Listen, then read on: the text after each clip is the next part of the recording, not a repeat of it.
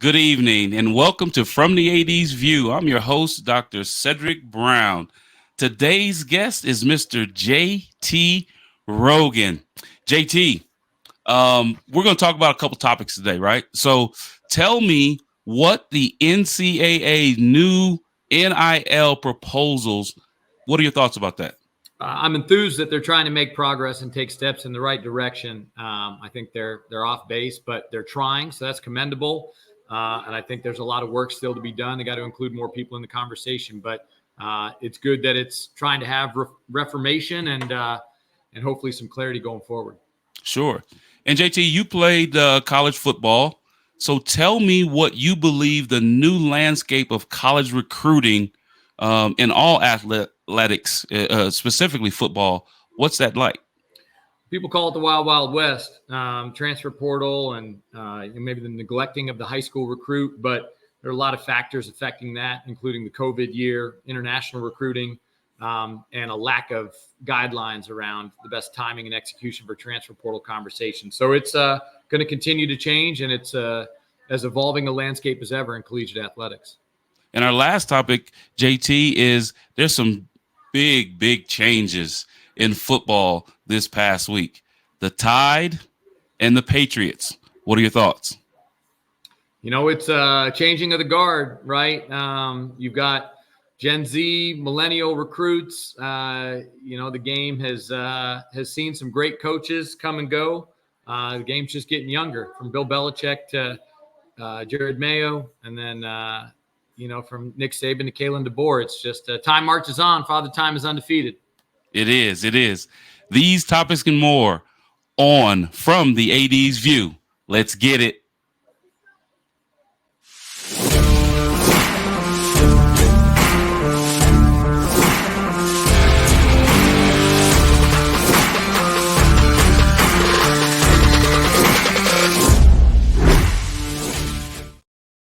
Welcome back.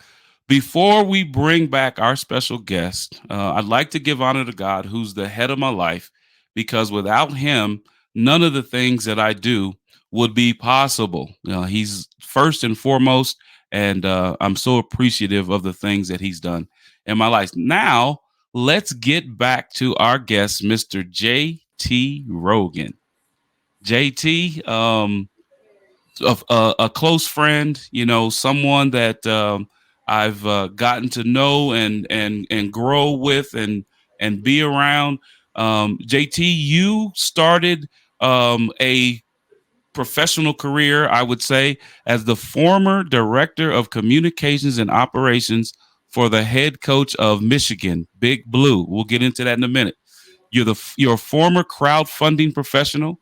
You are the director of All Athlete Incorporated. And I'd just like to welcome you to the show, JT. I appreciate it, Sid, man. It's an honor to be on. I've been following the podcast. We talked in Utah not too long ago about, maybe doing something like this. So I'm thrilled. I got to say, thank you for having me on. And I apologize if you see my kids, hear the background clatter. It's a real podcast with real people. And so we're doing our best. I don't have a fancy recording studio, but if we get some extra Rogans in the pod, we can add them in the footnotes or whatever. Hey, man, listen, this is a family show, JT. I knew what I was signing up for when I asked my brother of a different mother to come on the show, and it is what it is, So we appreciate everything, and tell your queen we appreciate her as well, because I know that Saturdays, are family time, and I appreciate you taking out a little time with us to drop some nuggets on us on some of the things that you've experienced. And speaking of experience, last Monday, you have an affiliation. You are 1 degree separated from a national champion.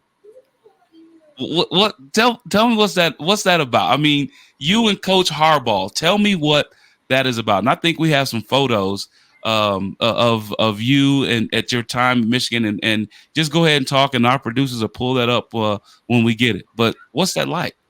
I've kept in touch with him ever since he recruited me to the University of San Diego, so I take a lot of pride in our relationship. And it started out, he didn't want me. I was, we lived 10 blocks from one another in Coronado, California. Everybody in Coronado was like, man, you got to take this kid. He's a great player. And I was small and slow, but, productive, right? And could kind of find a way to be successful on the football field. And people in Coronado badgered him about taking me. This was the University of San Diego, a Division I non-scholarship football program. Mm-hmm. He did not want me. He didn't invite me to training camp. Eventually, a couple guys quit, weren't able to play, medically ineligible. He invited me. I went on to become the school's all-time leading rusher and all-time leading scorer. So our bond is built in that initial success. He brought me to Stanford in 2010. We went 12-1, won the Orange Bowl, finished 4th in the country. He gave me a tryout with the Niners in 2013 after Kyle Williams, fumbled a punt return in the NFC Championship, 2 of them. So I went in there as a punt returner / return specialist, running back, and then worked with him at Michigan for from 2016 to 2018. And he's a dear friend. I went to his wedding, I babysat his kids. So much. We have a long history. I've got so many stories. You see the picture up there with the planter's peanut. I was responsible for his off the field stuff. So Austin Lyman, the other gentleman in the picture outside of Mr. Peanut, and Coach Harbaugh and I, he helped organize the deal. And then, I got him from Ann Arbor to the set. We went through the shoot, give him feedback, maybe things he could do better or different or whatever, right?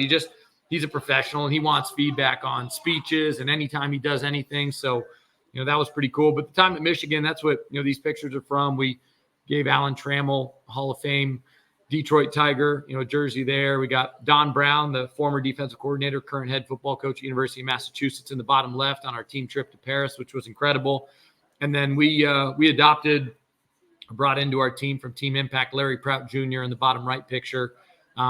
He's had over 100 surgeries. He's a dear friend. I'm on the board of directors for his nonprofit, the Larry Prout Jr. Bear Courage Fund. And, so many memories, but all thanks to Coach Harbaugh. Yeah. And being 1 degree away from a national champion, he's incredible. I'm a huge fan. My time at Michigan was so special, and I'm so happy for him. And, JT, that is such an amazing, story, right? And individuals don't realize what athletics can do for a young person. Somebody that goes from not, in your words, not being wanted to someone who has flourished because of being a student athlete in athletics, right? And now as a professional, the work that you do, and I'm gonna let you talk about that briefly, JT, the work that you do with All Athlete as the founder, right, to help institutions get the JT Rogans, the ones that are not so highly recruited, but they are out there and they are workers. They're the worker bees, and they become the glue, and then they become captains of the team 3 and 4 years down the road, and they become GAs and assistant coaches and things like that. And then they give back because of what was given to them. So talk to our viewers a little bit about what you do with All Athlete. We've got athletes on both sides of the national championship game between Washington and Michigan. So, walk-ons that were, maybe under-recruited that, eventually ended up getting a spot, and you develop personal relationships throughout the recruiting process.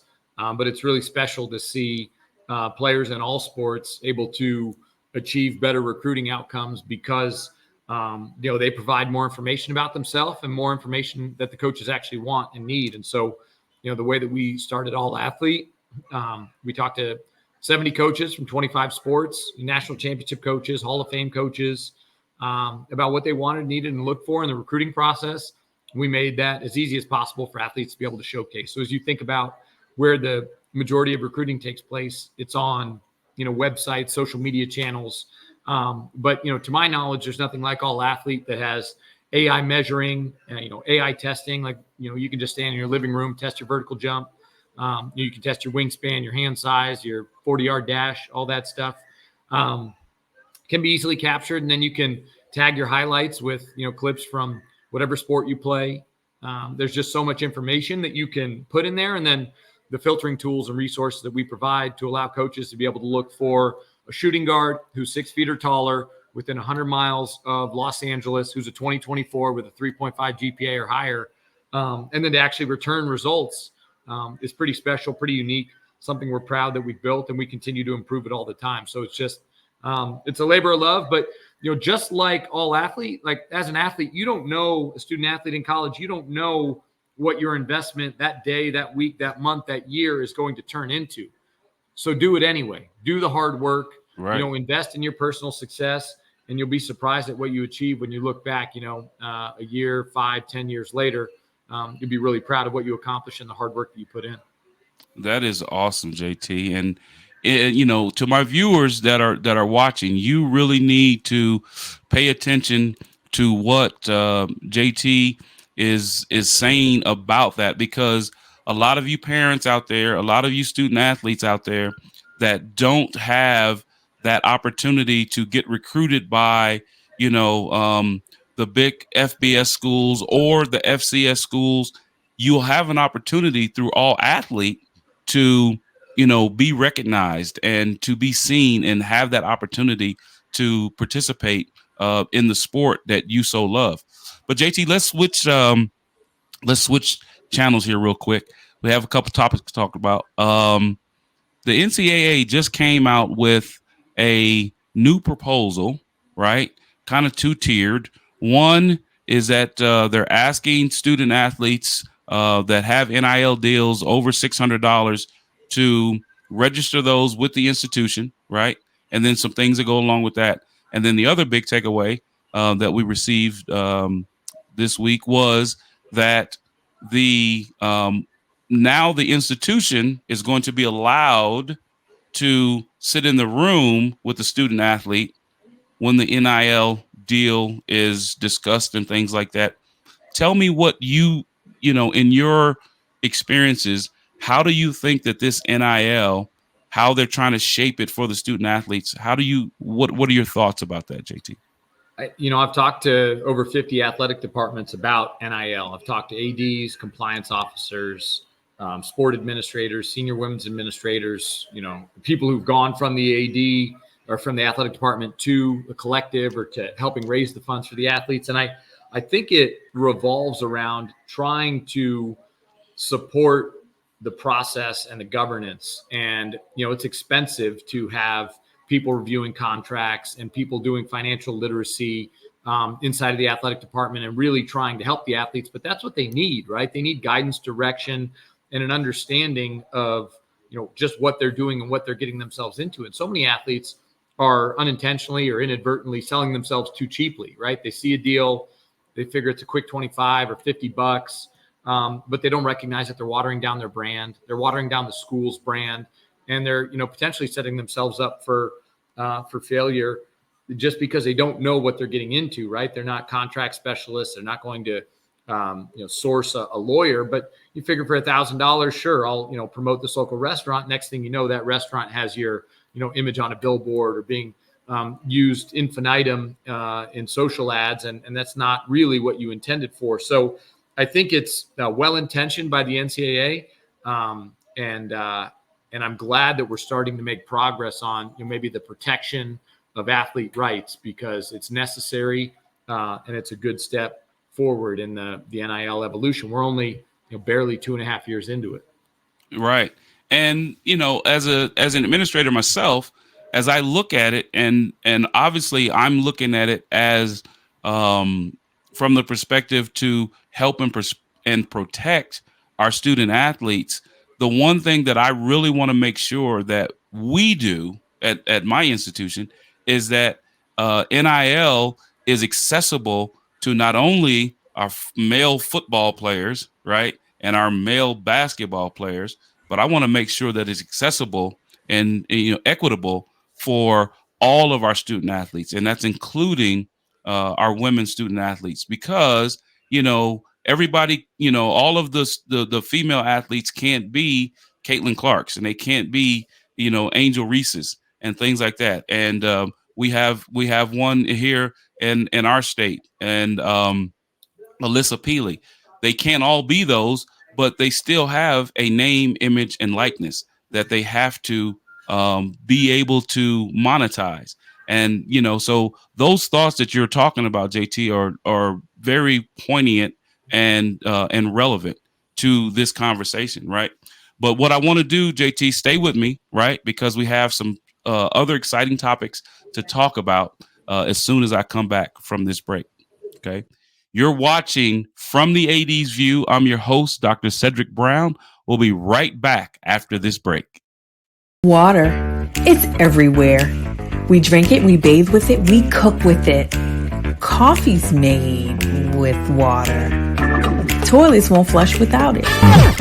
It's used for washing clothes, dishes, utensils, pots, pans, floors, and our teeth.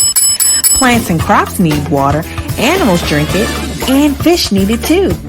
And don't forget, we can have a lot of fun in the water. Water. What will we do without it?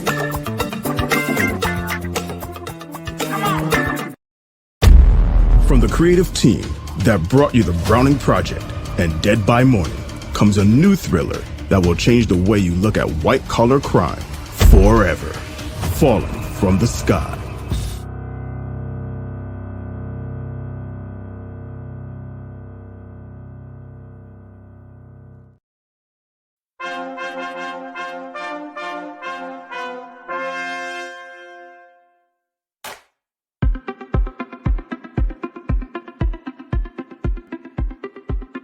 I'm Leon Thomas with the Leon Thomas Group. Podcast, virtual events, webinars, streaming shows, and so much more. We want to be your partner in all things virtual.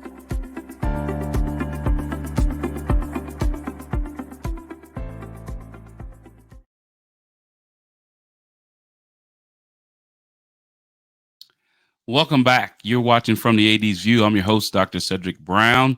And before we get back to our guest, I want to talk to everybody about my book, How Black Men Overcome Racial Barriers and the Status Quo in NCAA Institutions. The reason why I wrote the book is because I just wanted to shed light on the positivity of young African-American men aspiring to be in major college athletics, that FBS level, the Power Five, well, now the Power Four. And the reason why I did it, I just wanted individuals to understand what that process was like. Me as a young African American man going through the process, I had mentors that helped me in my ascension to where I am now. And those mentors didn't talk about negative things, as in, they were keeping me, they held me back, or they didn't give me the opportunity, or they overlooked me. They talked about what the role model that they had, how they played a role in them getting to where they wanted to be. And there was three benefits that I came up with, or three themes, I should say. Benefits of the role model, the role model's expectation of the mentee, and then the perceived barriers and how they were helped to overcome those perceived or those real barriers. You can purchase that book at Amazon.com. And again, the title of my book is How Black Men Overcome Racial Barriers and the Status Quo in NCAA Institutions. It's a narrative inquiry.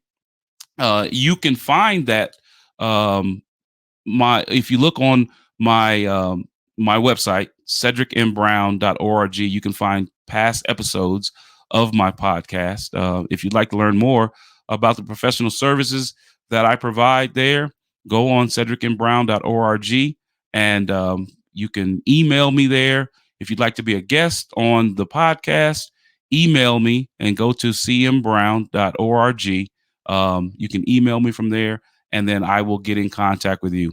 Our show comes on now at 6:40 Central, 7:40 Eastern Standard Time. And if you'd like to see the show tape delayed, you can go on my YouTube channel, which is Dr. Cedric M. Brown, is my YouTube channel. And you can catch more episodes of From the AD's View. Let's bring back our very special guest, Mr. JT Rogan. JT, we were talking about NIL. You didn't have a big recruitment. Sounds like when you came out, but how is the recruitment, the landscape recruitment changing right now, JT, from your perspective?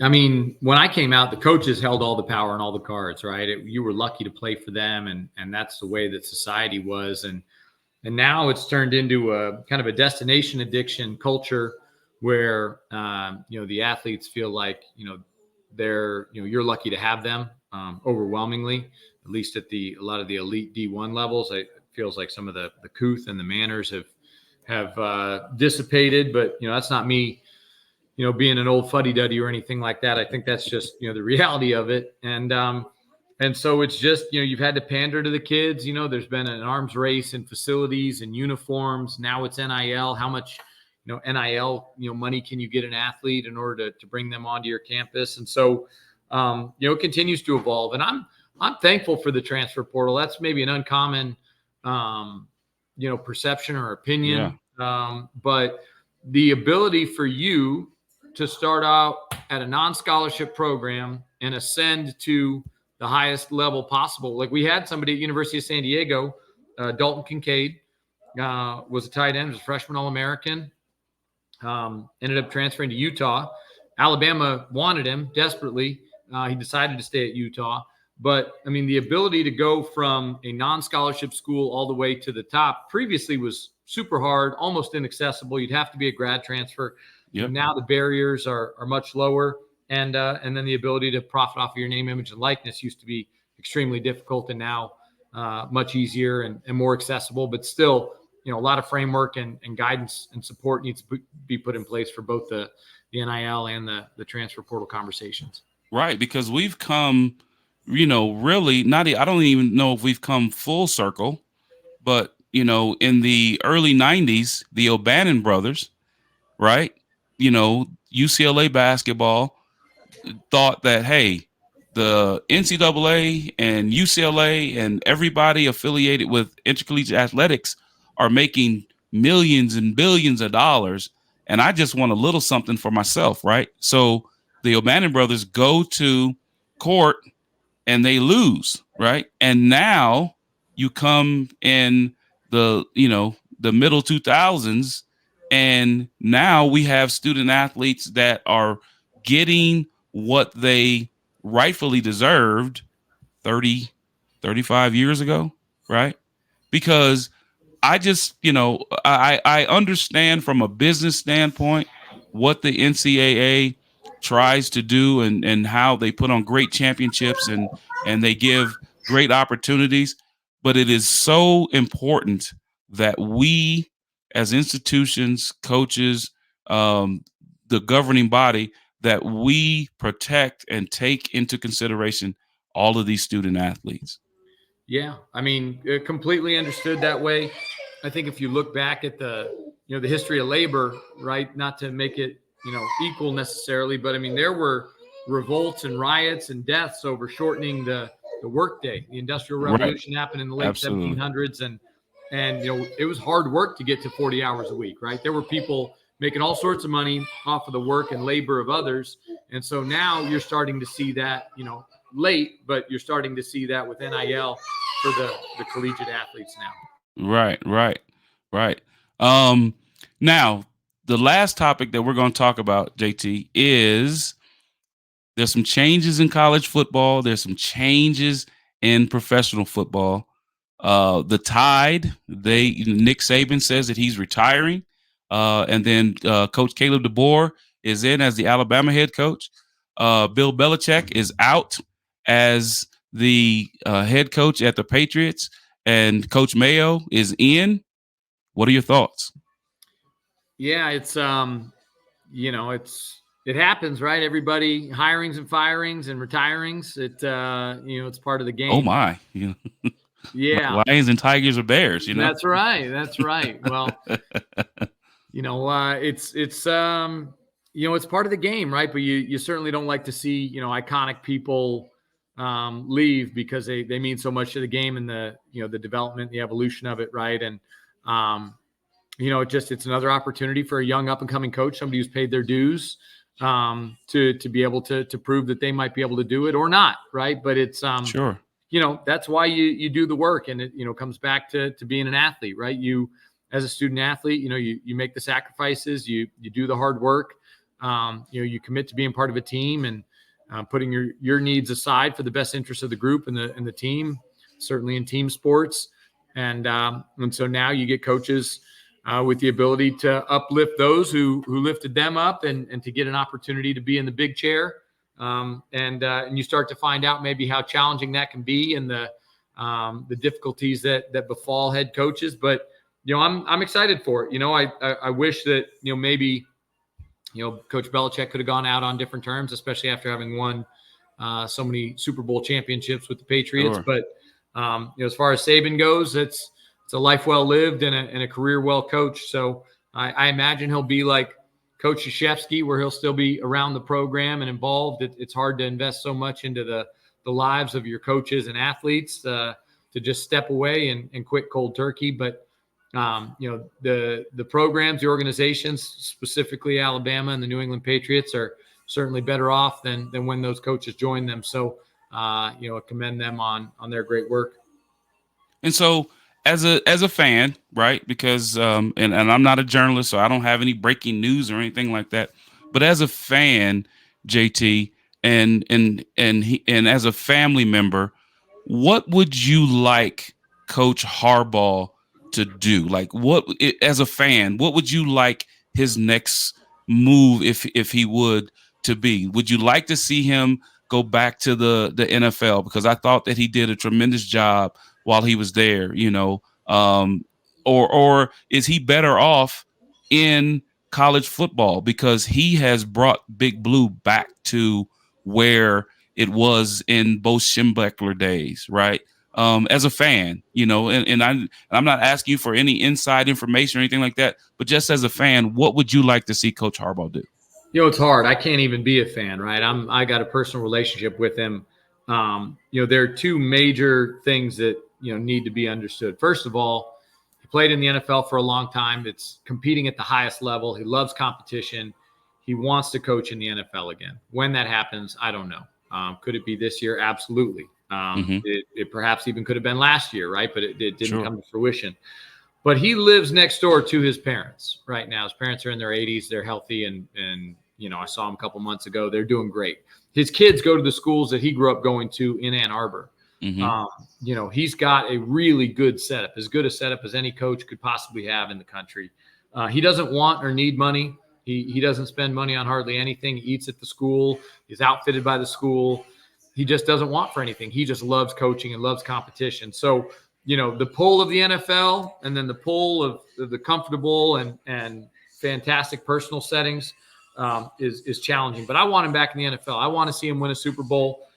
He started out winning mid-major national championships with us at University of San Diego. I want to see him ascend to the mountaintop. I saw a graphic the other day that only Pete Carroll's won a Super Bowl and a national championship.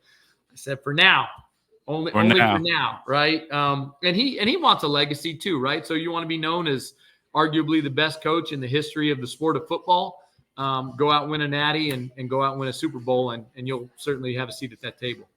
Well, I appreciate that, JT, because, being able to have a perspective from someone who is as close as you are to coach and have more, like you said, more of a family ship than a fandom ship. I appreciate that. Thank you. And the last thing that I always ask all of my guests, JT, as we close is, buddy, what does faith or spirituality mean to you and your family, JT? Yeah, I took a really interesting path to arrive to where I'm at spiritually. So I started out having a bris, which is effectively an induction into the Jewish religion, Mm-hmm. at 8 days old. And then, celebrated some Hanukkahs, some Christmases, and both growing up. Then went to a Christian school in 6th grade, went to a Catholic college, University of San Diego. Mm-hmm. Both of my boys are, they've been brought into the Catholic faith and continuing down that journey with my wife, who's Catholic. Mm-hmm. And so, very thankful for that. My general opinion is that there's a lot of angst and acrimony over religion.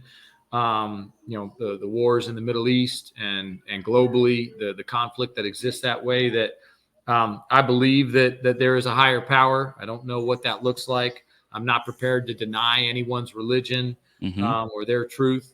And so I think that living a life of virtue, of positivity, of optimism, and being able to think outside of yourself, which is the framework that religion typically provides, among many other things, is a blessing, right? And if everyone could take 1 hour a week to go and pay homage to whatever it is that they value and that they cherish, I think that thinking outside of yourself and about other people and about how you could be better, what a gift to be able to give yourself. And so that's I would consider myself non-denominational, but certainly supportive of faith and all the blessings that God provides us. And you can choose to look at everything as happening on accident, or you can choose to look at everything as happening on purpose as part of a divine plan. So I choose the latter, not the former. I believe that everything happens for a reason, and I choose to make the most of the cards I'm dealt. So that's where I stand on it. And I appreciate you being a man of faith, a man of high character. Your book's in the mail to my house, so I'm thrilled about that, man. I just you're a number one, said. I appreciate you, man. And I appreciate you too, JT. And you are a blessing to me because you being in my life makes me a better individual, right? It makes me, be more cognizant and thinking about others as I do this business that I'm in, right? And trying to take care of others and not imparting my thoughts and beliefs and things like that on others, but sharing what has been done for me, and hopefully my experience helps others. So I appreciate you, brother. JT, if individuals want to get in contact with you, talk to you about All Athlete, things like that, how can they get in contact with you? I'm like the anti-Deion, right? Like Deion Sanders said, look good, feel good, play good, they pay good. I was the ugliest dressed football. Google me, JT Rogan USD. I had a single bar face mask. I had hip pads out, thumb tape, ankle, the whole deal. And so, but like Deion, I ain't hard to find, right? So you go on Twitter or X or whatever they call it, at JTE Rogan. My personal email is jterogan.com. I've had the same phone number since 1998, 619-549-7990. Not quite as popular as Mike Brown, but a lot of people have it. Or Mike Jones, sorry. Yep. Yeah. So, please reach out. If there's anything I can do for anyone, I'm happy to help. And said, you've been a blessing in my life too. You've helped give me perspective and opportunity and context and clarity in ways that you don't know and ways that you do know. So I appreciate you. It goes both ways. Yes, sir. Yes, sir. And again, JT Rogan, a brother from a different mother. And I so appreciate you, sir, and the things that you're doing. And my viewers will be blessed to go and check out allathlete.com to, get a perspective and gain some clarity on who they are and give some value to who they are, because they are valuable. Just because somebody didn't find them out of high school doesn't mean that they're not still that diamond in the rough, because I believe that all student athletes, both men and women, are diamonds. They just have to find someone to help them get their shine, And so, JT, I appreciate you, bro. I do. I appreciate you so much, brother. Absolutely, said. Thank you. You are watching From the AD's View. I'm your host, Dr. Cedric Brown. And I just want to say, as we close, as we look at the landscape of college athletics, be mindful that it's not just business. It's not just about money, right? It's about matriculation and getting a college degree so that you have options, right? So that if you're not one of those 1 or 2% that will be in the NBA, the WNBA, that will be in the NFL, right? That can go play overseas. If you're not one of those individuals, that you have something that you can fall back on, that you are marketable in a different way. And that is so important because you are special. You are valuable outside of athletics. And that's what I want to leave with you this evening. I'm your host, Dr. Cedric Brown. You're watching From the AD's View. Good night and God bless.